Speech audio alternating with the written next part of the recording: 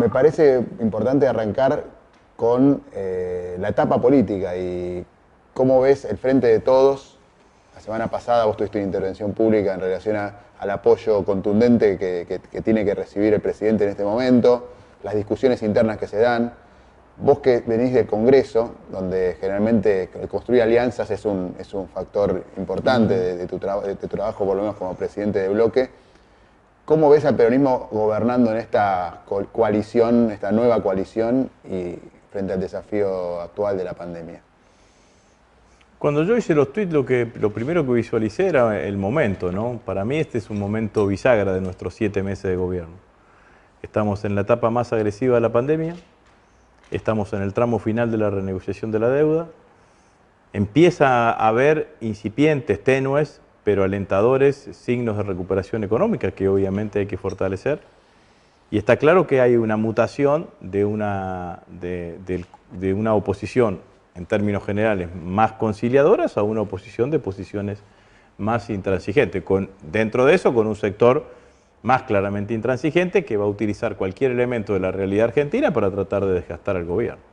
Entonces, en ese marco, a mí me parece que lo que hay que hacer es cerrar filas detrás del presidente, fortalecer el liderazgo del presidente, que está gestionando las dos demandas más importantes de la sociedad argentina hoy, que es finalizar la respuesta de la Argentina ante la pandemia y al mismo tiempo iniciar el camino de la recuperación económica. A mí me parece que esto es el lugar en donde nuestro espacio político tendría que pararse. Yo sé que somos parte de una coalición, reivindico el concepto de coalición, reivindico la idea de la unidad en la diversidad. Ahora, me parece que es un momento en donde las diferencias de matices en determinados temas tienen que estar en un escalón más abajo que las coincidencias que tenemos que tienen que ver con las demandas de la sociedad. Porque si yo hago un raconto de estos 7 meses de gobierno, digo, el presidente llegó el 10 de diciembre del año pasado. Se encontró con una crisis económica que preveíamos, pero cuya magnitud la terminamos de advertir el día que nos sentamos en el Poder Ejecutivo. En los primeros meses lo invirtió en cumplir y en saldar los compromisos electorales que tenía. Dijo medicamentos gratis para los jubilados y hay medicamentos gratis para los jubilados. Dijo que su principal política pública iba a ser la lucha de Argentina contra el hambre, sacó el plan Argentina contra el hambre, ahí está la tarjeta alimentar repartida en toda la Argentina. Fue el 1 de marzo, el 1 de marzo fue a la Asamblea Legislativa. Todos los que estuvimos allí y los que lo escucharon percibíamos que estábamos ante un discurso fundacional de la gestión. El 3 de marzo, primer caso de COVID en la Argentina, 9 de marzo, declaración de la Organización Mundial de la Salud de la pandemia mundial. Ya lo del 1 de marzo quedaba anticuado, quedaba como parte del pasado. El presidente se pone al frente de liderar la respuesta de la Argentina contra la pandemia y lo hace muy bien, con resultados más que satisfactorios en términos generales. Pero mientras todos los países del mundo adoptaban el mismo temperamento y ponían la pandemia en la principal agenda pública que tenían que llevar adelante y se dedicaban exclusivamente a eso, nosotros no podíamos hacer eso porque teníamos que dedicarnos a renegociar la deuda. Deuda que no tomamos nosotros y que tomaron irresponsablemente los otros. Así que además el presidente tuvo que ponerse a llevar adelante la renegociación de la deuda, que lo hace en conjunto con el ministro de Economía, Martín Guzmán, y también lo hace más que adecuadamente. Y en el medio de todo eso hubo que diseñar institutos e instrumentos que nos permitan atenuar los efectos de la pandemia que generaban mayor situación de debilidad económica que ya teníamos originalmente en el gobierno. Ahí nació el IFE, más de 9 millones de argentinos atendidos por el IFE, 90.000 millones de pesos sale el IFE el mes que viene, creo, en el mes de agosto de esfuerzo fiscal, y otro tanto los ATP que han permitido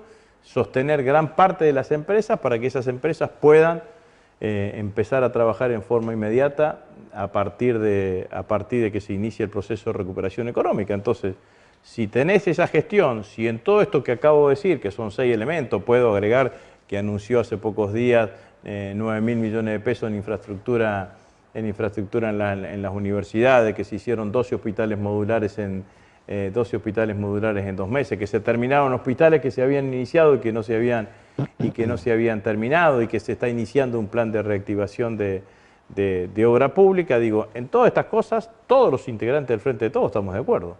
Ahora, a veces parece que en la comunicación pública aparecen las diferencias.